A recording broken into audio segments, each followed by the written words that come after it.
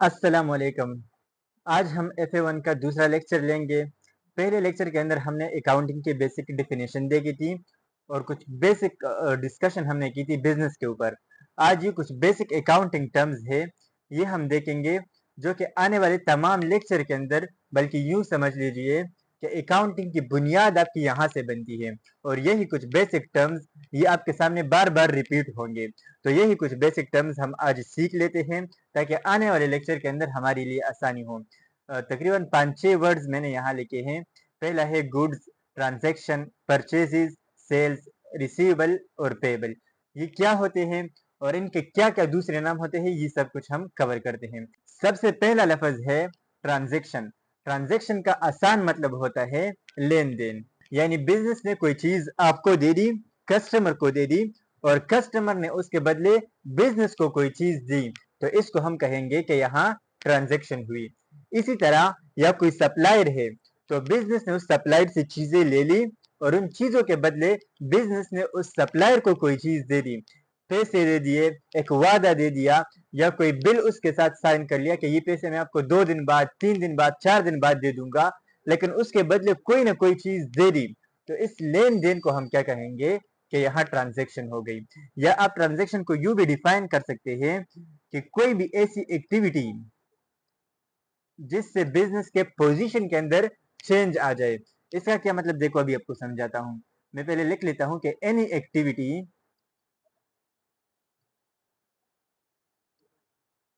which changes the position of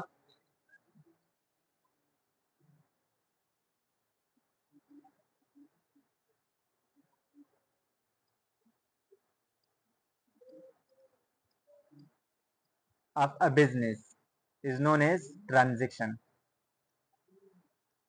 देखिए इसका क्या मतलब है। देखिए ये कोई स्टोर है, दुकान है आपका, ये मान लो कि ये आपका एक रिटेल बिजनेस है जिसमें आप चीजें, तैयार चीजें सप्लायर से खरीदते हो और वही तैयार चीजें आगे कस्टमर को बेचते हो। तो इस तरह के बिजनेस को हम रिटेल बिजनेस कहते हैं कि जो बनी बनाई चीजों को खरीदता है और फिर वही बनी बनाई चीजें आगे दूसरे कस्टमर को बेचता है। तो ये आपका एक रिटेल बिजनेस है। शू स्टोर आपने खोला हुआ है, तो इस शू स्टोर के अंदर ऑलरेडी ये कुछ चीजें पड़ी है।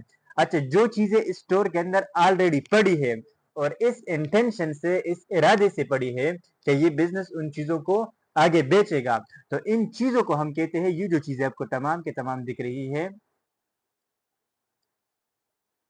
इन चीजों को हम क्या कहते हैं, इनको हम कहते हैं गुड्स।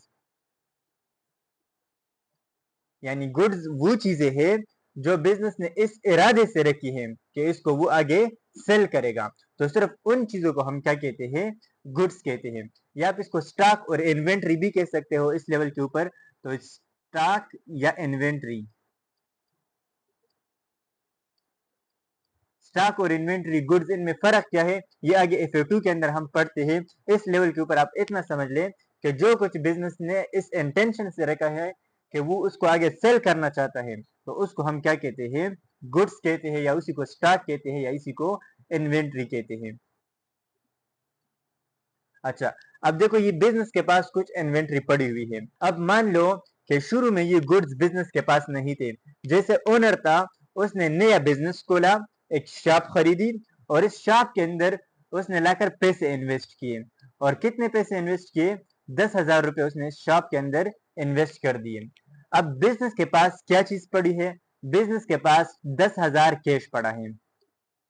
अब बिजनेस है, रिटेल बिजनेस है, तो इसने सप्लायर से चीजें लेनी है और यही चीजें इसने आगे पर कस्टमर को भेजनी है।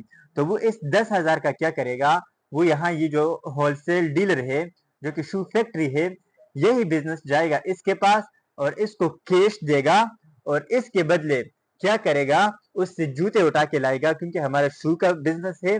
तो जो भी हमारी गुड्स है या इन्वेंट्री है, जो चीजें ये आगे बेचेगा, वो चीजें सप्लायर से उठाकर अपने बिजनेस के अंदर लाएगा। तो कैश था इसके पास 10,000, इसने इस 10,000 में से मान लो कि 7,000 रुपए दे दिए इस सप्लायर को, और इस सप्लायर से इसने क्या खरीदा, इस सप्लायर से इसके बदले शूज खरीद लिए। अब इसको हम क्या कहेंगे, इसको हम कहेंगे कि यहाँ क्या हुई है, ट्रांजैक्शन। क्योंकि बिजनेस के पास पड़ा था कैश, उसने वो कैश दे दिया और उस कैश के बदले क्या ले लिया, जूते ले लिए, तो हम यहाँ पे क्या कहेंगे कि यहाँ पे ट्रांजैक्शन हुई, यानी कि बिजनेस का वो पोजीशन जो कि पहले कैश पे खड़ा था, अभी वो 7,000 कैश से कन्वर्ट हुआ और 7,000 उसकी जगह क्या आ गई, जूते आ गए, शूज आ गए। तो बिजनेस के पोजीशन में चेंज आ गई ना। या दूसरे अल्फाज में आप यूं समझ लीजिए कि इस बिजनेस ने अब अगले पीरियड के लिए ये 7,000 के इसने जूते ले आए और यही 7,000 की जूते इसने अपने कस्टमर को बेच दिए। ये इसका कोई कस्टमर है, ये सप्लायर था हमारा, और ये वाला जो है ये है कस्टमर। तो पूरा एक पीरियड गुजरा और इस पीरियड के बाद इस बिजनेस ने तमाम के तमाम जूते बेच लिए। अब इसने कहा कि मैं 7,000 की जूते लेके आता हूं, तो वो जल्दी बिक जाते हैं। इस बार मैं ऐसा करता हूं कि 7,000 के बजाय मैं 15,000 के जूते लाता हूं, लेकिन 15,000 तो इसके पास है नहीं। मान लो कि इसने जो 7,000 की जूते खरीदे थे वो उसने इस कस्टमर को बेच दिए 10,000 में, 3,000 इसको हुआ फायदा। लेकिन अब भी इसके पास 5,000 रुपए कम है, क्योंकि अगर ये 15,000 के जूते खरीदना चाहता है तो 5,000 इसको अब भी मजीद एक्स्ट्रा चाहिए। तो ये क्या करता है, ये जाता है और इस सप्लायर से कहता है कि 10,000 में आपको पैसे दे देता हूँ, कैश दे देता हूँ, और 5,000 आप ऐसा कर ले कि 5,000 का मुझसे एक प्रॉमिस ले ले, और जब मैं ये जूते बेचूंगा तो आपके 5,000 में आपको ट्रांसफर कर दूंगा। तो ये सप्लायर मान जाता है। तो ये सप्लायर 15,000 की जूते इसको दे देता है, और इस 15,000 में ये क्या कर लेता है कि 10,000 इसके बदले वो रिसीव कर लेता है कैश, और जो बाकी बन जाता है 5,000 ये उधार पे जूते ले लेता है कि जब मैं जूते बेचूंगा तो आपके पैसे मैं आपको वापस कर दूंगा। तो इस उधार को हम कहते हैं क्रेडिट, कि 5,000 इसने किस चीज के ऊपर जूते खरीद लिए, क्रेडिट के ऊपर, और 10,000 इसने कैश के ऊपर खरीद लिए। अब देखे बिजनेस के पास क्या हुआ, वही बिजनेस जिसके पास शुरू के अंदर सिर्फ और सिर्फ कैश पड़ा था, उसी बिजनेस ने क्या किया, जूते खरीद लिए, कुछ कैश के ऊपर और कुछ उधार के ऊपर खरीद लिए। लेकिन बिजनेस की वो पोजीशन चेंज हो गई कि नहीं, शुरू में सिर्फ इसके पास कैश था, अब इसके पास क्या आ गई, इसके पास आ गई गुड्स, इन्वेंट्री इसके पास आ गई। और वो इन्वेंट्री क्या सिर्फ और सिर्फ पैसों के बदले आई है, नहीं, बल्कि उल्टा बिजनेस के ऊपर उधार चढ़ा है। कितना उधार चढ़ा है, 5,000 का उधार चढ़ा है। तो शुरू में बिजनेस के ऊपर कोई उधार नहीं था। अगर वो ये 15,000 के जूते नहीं खरीदता तो बिजनेस के ऊपर कोई भी उधार न आता। तो इस वजह से चूंकि यहाँ बिजनेस ने उधार पे जूते खरीदे हैं और उस वजह से बिजनेस के ऊपर एक उधार चढ़ा है, तो इसे हम कहते हैं कि बिजनेस की पोजीशन में क्या आई है, चेंज आई है। और इसी चेंज को हम क्या कहते हैं, इसी एक्टिविटी को जिसकी वजह से ये चेंज आया है, इस एक्टिविटी को हम कहते हैं ट्रांजेक्शन। तो समराइज करके आपको बता दूं, ट्रांजेक्शन को आसान अल्फाज में हम कहते हैं लेन देन, कि एक चीज दे देना और उसके बदले कोई दूसरी चीज ले लेना, पैसे दे देना और उसके बदले जूते ले लेना, या जूते ले लेना और उसके बदले सप्लायर को एक प्रॉमिस दे देना। ये क्या कहलाता है, यही एक्टिविटी ये कहलाती है ट्रांजेक्शन। तो यहाँ आप देख रहे हो क्या हो रहा है, हमारा जो बिजनेस था, ये जो शू का बिजनेस था, इसका इंटरेस्ट किस चीज में था, इसका इंटरेस्ट था गुड्स के अंदर, जूतों के अंदर। और यहाँ जो सप्लायर था इसका इंटरेस्ट किस में था, इसका इंटरेस्ट था कैश के अंदर, पैसों के अंदर। तो इसने इसका इंटरेस्ट एक दूसरे के साथ क्या किया, एक्सचेंज कर लिया। इसका जो इंटरेस्ट था यहाँ इस जूतों के अंदर, इसने कहा कि मुझे आप जूते दे दो, और जूते के बदले आपका इंटरेस्ट है पैसों के अंदर, तो मैं आपको या पैसे दे दूंगा या एक वादा दे दूंगा कि अच्छा ये पैसे मैं आपको इतने दिन बाद दे दूंगा। तो यहाँ दो चीजों की जो इंटरेस्ट थे, दो ऑर्गेनाइजेशन के अंदर, दो पर्सन के दरमियान जो इंटरेस्ट थे, वो इंटरेस्ट का क्या हुआ, एक्सचेंज हुआ। तो आप ट्रांजेक्शन को यू भी डिफाइन कर सकते हो कि the exchange of interest between two person और two community is known as transaction. I hope कि ये बात आपको क्लियर हुई होगी। तो पहला जो लफ्ज ट्रांजेक्शन में समझाना चाहता था वो आप समझ चुके हैं। अगला लफ्ज था गुड्स। गुड्स का भी मैंने आपको बताया कि जो भी चीजें बिजनेस इस इंटेंशन से खरीदती है कि वो उसको आगे बेचेगी, तो उन चीजों को हम क्या कहते हैं, गुड्स कहते हैं, या उसको हम इन्वेंट्री कहते हैं। और आगे लफ्ज परचेजेस था। तो परचेजेस आप समझ चुके होंगे, ये वाला देखें, परचेज का मतलब होता है खरीदना, लेकिन स्पेसिफिकली मैं आपको बता दूं वही चीजें खरीदना जो आप आगे बेचना चाहते हो। और अभी मैंने आपको बताया कि जो चीजें आप आगे बेचना चाहते हो, सेलिंग के इंटेंशन से खरीदते हो, उनको तो हम गुड्स कहते हैं ना। तो मैं ये कह सकता हूँ कि परचेजेस का मतलब होता है गुड्स का खरीदना। किस चीज का खरीदना? सिर्फ और सिर्फ गुड्स का खरीदना क्या कहलाता है? परचेजेस।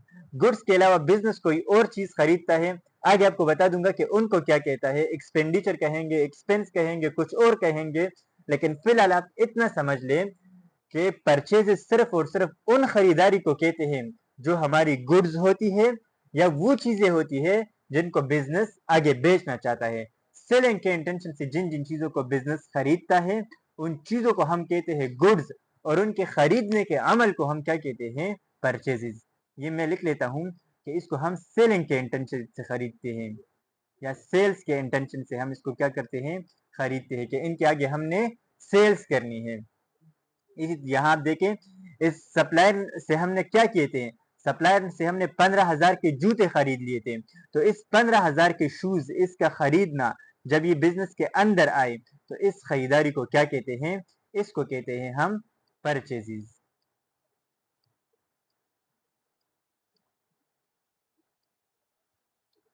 नेक्स्ट लफ्ज है सेल्स। बिल्कुल इसी परचेज के अपोजिट आप समझ लें कि हम ये जो चीजें हमने खरीद लिए, ये जो जूते हमने बिजनेस के अंदर ले आए, हम ये बिजनेस के अंदर रखेंगे तो नहीं, ये हमारे गुड्स है, इसको हमने आगे बेचना है। इन्हीं जूतों को अगर हम आगे बेच ले तो उस अमल को हम क्या कहेंगे? सेल्स। जिस तरह ये हमारा कस्टमर है, इस कस्टमर को अगर हम ये जूते बेच ले ये, तो इस अमल को हम क्या कहेंगे? सेल्स कहेंगे। या आप ये समझ ले कि गुड्स की फरोख्त, गुड्स का बेचना, उसको हम क्या कहते हैं? उसको हम कहते हैं सेल्स कहते हैं। अब यहाँ पे आप देखें, जिस तरह मैंने आपको कहा कि सप्लायर से हम चीजें खरीदते हैं तो दो चीजों के ऊपर खरीद सकते हैं। या तो यूं हम कर सकते हैं कि सप्लायर को हम पैसे दे दें और उसके बदले सप्लायर से चीजें ले आए, या अगर हम सप्लायर से एक वादा सप्लायर को दे दें कि आप ये प्रॉमिस अपने पास रख दो और उधार पे हमें चीजें दे दो, तो सप्लायर वो उधार अपने पास रख लेता है और हमें चीजें दे देता है। यानी कि या तो हमारे पास जो ट्रांजैक्शन होती है या तो वो कैश के ऊपर होती है या वो क्रेडिट के ऊपर होती है। तो सेम केस तो हमारा कस्टमर के साथ भी होता है। कस्टमर भी बाज़ औक़ात आ जाता है और डायरेक्ट पैसे दे देता है कि हाँ भाई, ये पैसे अपने पास रख लो और इसके बदले मुझे ये चीजें दे दो। तो हमारी तो सेल्स हो गई, हमने तो वो चीजें बेच ली, लेकिन उसके बदले हमने क्या रिसीव किया? पैसे हमने रिसीव किए। अब बाज़ औक़ात कुछ कस्टमर ऐसे भी आ जाते हैं कि वो कहते हैं कि हमारे पास पैसे तो नहीं है, अभी आप हमें चीजें दे दो और ये वादा अपने पास रख दो कि 2 दिन बाद, 3 दिन बाद या कुछ दिन बाद में आपके पैसे आपको लौटा दूंगा। तो कस्टमर जो है ये भी उधार पे भी चीजें खरीद सकता है और कैश पे भी खरीद सकता है। तो यहाँ भी हम लिख सकते हैं कि यहाँ की जो ट्रांजेक्शन है कस्टमर के साथ, वो भी दो तरह से हो सकती है। या तो कैश पे हो सकती है कि ऑन द स्पॉट वो कैश दे दे, और या वो क्रेडिट पे हो सकती है। क्रेडिट का मतलब उधार, कि उधार पे वो चीजें हमसे खरीद सकता है। अब जरा गौर कर लो लफ्ज के ऊपर कि अगर सप्लायर का केस है, ये वाला जो हमारा ये वाला केस है, जो होलसेल से जो हम चीजें, होलसेल डीलर से जो चीजें हम खरीदते हैं, उसको हमने कैश दे दिया और कैश के बदले हमने अपनी गुड्स या इन्वेंट्री ले ली, तो किस्सा खत्म हुआ। उसके बाद न सप्लायर का हमारे साथ कुछ काम है और न हमारा सप्लायर के साथ। जूते हम लेकर आ गए और उसके पैसे उसको हाथ में पकड़ा दिए, किस्सा खत्म। लेकिन अगर ये क्रेडिट वाला केस हो, तो इस क्रेडिट वाले केस के अंदर हमारा सप्लायर के साथ एक लिंक अभी बाकी है। हमने सप्लायर को उसके पैसे चुकाने हैं। चीजें तो हम ले आए, लेकिन पैसे चुकाना उसका अभी तक बाकी है। तो इस केस के अंदर हम इस सप्लायर को कहेंगे पेबल। इसको हम क्या कहेंगे? पेबल। कि बिजनेस के लिए ये क्या होगा? ये बिजनेस के लिए होगा पेबल। पेबल का मतलब कि जिसको बिजनेस ने पैसे देने हैं। तो सप्लायर है ना, वही बंदा है जिससे हमने उधार पे चीजें खरीदी है, तो उसके पैसे हमने देने हैं। तो बिजनेस इस सप्लायर को क्या कहेगा? इसको कहेगा पेबल। या कोई भी ऐसा बंदा जिससे बिजनेस उधार पे चीजें खरीद ले और बिजनेस के ऊपर ये एक जिम्मेदारी आ जाए कि उसके पैसे बिजनेस बाद में लुटाएगा, तो इसको हम क्या कहते हैं, इस शख्स को, उस बिजनेस को, या जो भी सप्लायर हो, जो भी बंदा हो, उसको हम कहते हैं कि बिजनेस के लिए ये क्या है, ये पेबल है। या एक दूसरा लफज, इसी पेबल के लिए हम दूसरा लफज इस्तेमाल करते हैं, क्रेडिटर। तो ये लफज भी आप अपने पास नोट कर लें कि अगर कहीं आपके पास आ जाए। तो क्रेडिटर या पेबल कौन होता है? क्रेडिटर और पेबल हमारे सप्लायर होते हैं, जिसने बिजनेस ने क्रेडिट के ऊपर, उधार के ऊपर चीजें खरीदी होती हैं। इसी तरह यहाँ कस्टमर का केस भी है। अगर कस्टमर ने कैश के ऊपर चीजें खरीद ली तो किस्सा खत्म, कस्टमर से हमारा कोई लेना देना अभी बाकी नहीं है। उसने चीजें उठाकर ले ली और उसके बदले हमें पैसे दे दी, किस्सा खत्म। लेकिन अगर उसने उधार के ऊपर चीजें खरीद ली तो चीजों तो वो लेकर चला गया, लेकिन उस कस्टमर के ऊपर ये एक जिम्मेदारी आ गई, ये लाइबिलिटी उसके ऊपर आ गई कि वो अब क्या करेगा, ये पैसे वापस बिजनेस को चुकाएगा। तो इस केस के अंदर कस्टमर से हमें पैसे मिलने हैं, रिसीव होने हैं। तो इस कस्टमर को हम कहेंगे, ऐसे कस्टमर जो कि क्रेडिट के ऊपर चीजें ले लेता है, उस कस्टमर को हम कहते हैं, और यहां मैं लिख लेता हूं इसके ऊपर, रिसीवेबल। यानी वो वाला बंदा जिससे बिजनेस को पैसे मिलने हैं, तो उसको हम कह देते हैं रिसीवेबल। या इसी रिसीवेबल का दूसरा नाम होता है डेटर। आप ये लफ्ज कॉमन इंग्लिश के अंदर आपने ये लफ्ज बहुत सुना होगा। डेटर वो कर्जदार होता है जिसने बिजनेस के पैसे देने होते हैं। तो रिसीवेबल या डेटर, ये कस्टमर के साथ हम एसोसिएट करते हैं। ये दो टर्म हम कस्टमर के लिए लेते हैं। और किन कस्टमर के लिए? उन कस्टमर के लिए जो कि हमसे क्रेडिट के ऊपर, उधार के ऊपर चीजें लेकर चला जाता है। आई होप कि ये तमाम के तमाम टर्मिनोलॉजीज जो बेसिक थे आपको क्लियर होंगी। फिर भी कोई अगर आपको मसला हो तो आप कमेंट के अंदर पूछ लें, मैं आपको जल्द से जल्द रिप्लाई कर दूंगा। एक दो चीजें और थी, वो भी मैं आपको अभी बताना चाहता हूँ, ताकि आगे आप फिर कंफ्यूज ना हो। यहाँ आप देख लें, ये मैंने आपको बताया कि बिजनेस जब सप्लायर से चीजें खरीदता है तो इसको हम कहते हैं परचेजेस, और जब बिजनेस कस्टमर को आगे चीजें बेचता है तो उसको हम क्या कहते हैं? सेल्स कहते हैं।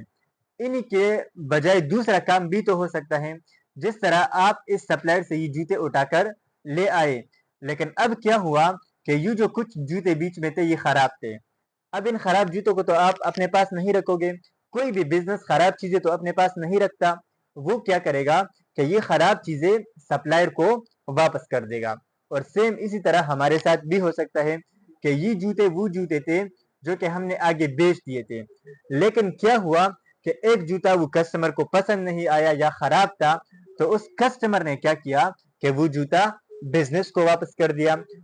आसान अल्फाज में मैं ये कहना चाहता हूँ कि जो चीजें बिजनेस अपने पास लेकर आया है सप्लायर से, वो सप्लायर को वापस भी कर सकता है।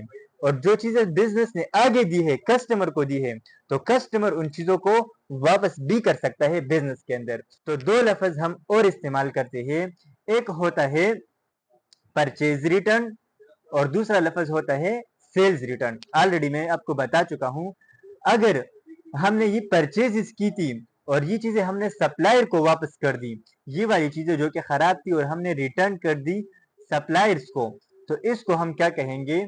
इसको हम कहेंगे परचेज रिटर्न।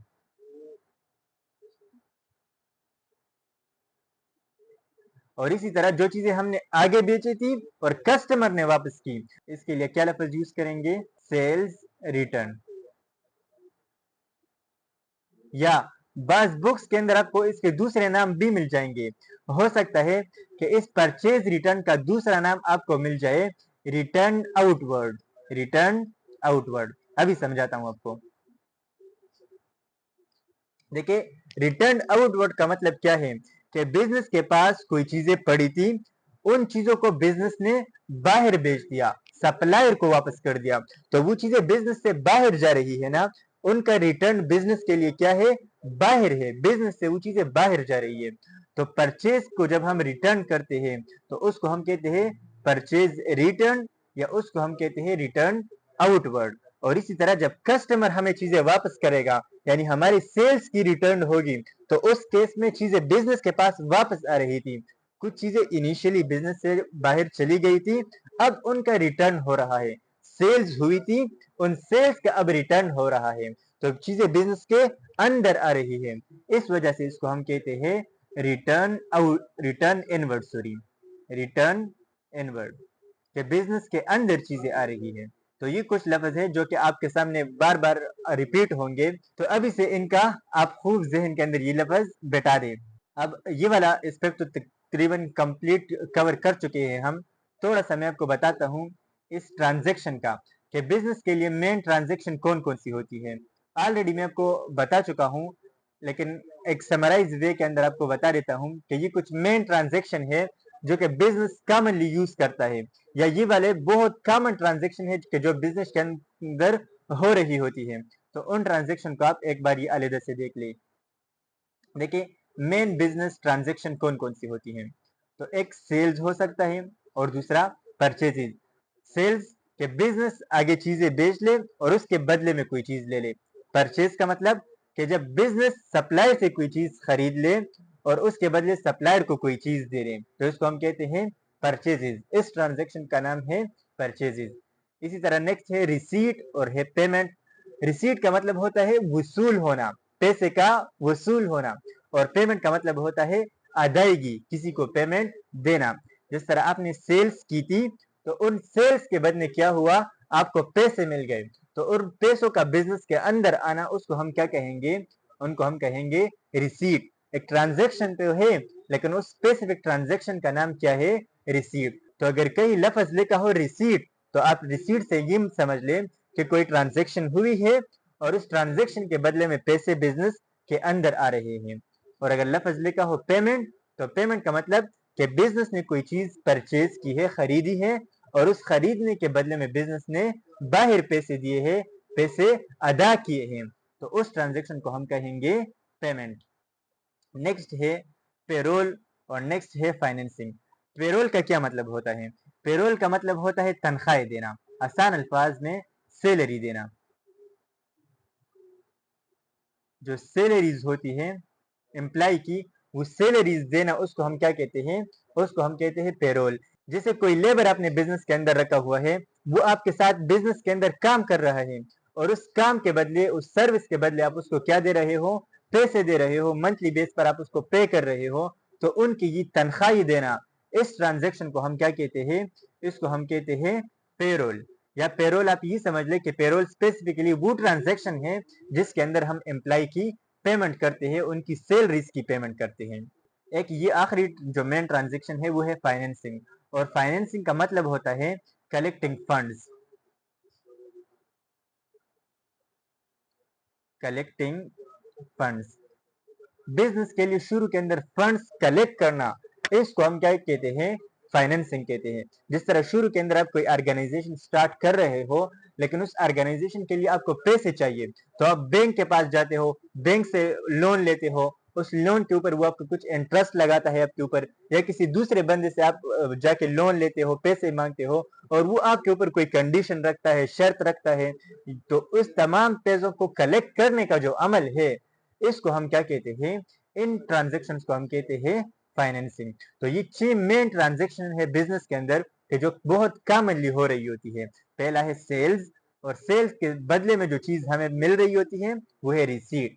नेक्स्ट है परचेजेस, और परचेजेस के बदले में बिजनेस जो चीज बाहर दे रहा होता है उसको हम कहते हैं पेमेंट।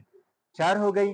अगला है पेरोल यानी तनख्वाही देना, और लास्ट है फाइनेंसिंग के बिजनेस का फंड्स कलेक्ट करना। आज के लिए इतना ही। कोई भी आपकी क्वेरी हो तो जरूर पूछिएगा। इंशाल्लाह नेक्स्ट लेक्चर के अंदर हम आगे प्रॉपर कंसेप्ट स्टार्ट करेंगे।